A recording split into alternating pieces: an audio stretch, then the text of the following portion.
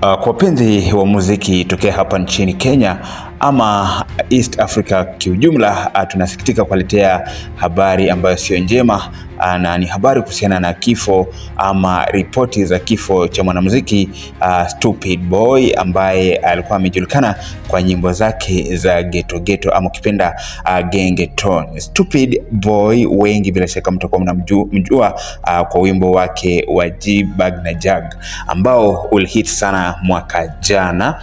Itakumbukwa pia Stupid Boy alikuwa kuna wakati ambapo alikuja akasaidiwa na Obina, ambapo Obina aliorganize pale akampeleka kwenye rehab. Kidogo kidogo tukaona ni kama hawako pamoja, lakini kwa sasa kulikuwa na kimya ambacho kimekuwa kikishuhudia.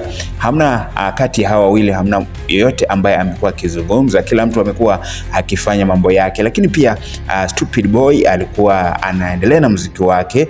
Ni kijana ambaye alikuwa anajituma sana, alikuwa na promising talent ambapo labda hapo mbeleni ingekuja kujipa vizuri, manake katika kupitia wimbo wake wa G-Bag na Jag ambao ulihit sana, wengi waliamini talanta ya kijana huyu.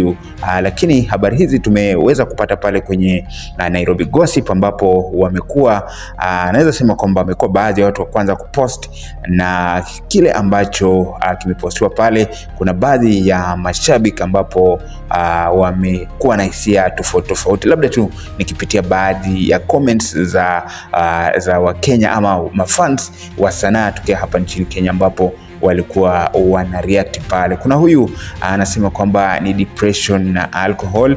Kuna mwingine anasema kwamba huyu ametoa emoji za kulia, kisha akasema condolence to the family. Hao tu ni baadhi, lakini kuna wengi ambao wametoa hisia tofauti. Basi mpenzi mtazamaji, kwa sasa naweza kuambia kwamba endelea kutufuatilia, maana yake tunazidi kufuatilia habari hizi, na iwapo tutapata geni bila shaka tutakuwa tukikujuza. Kutoka Kinado Media tungependa kusema pole kwa familia.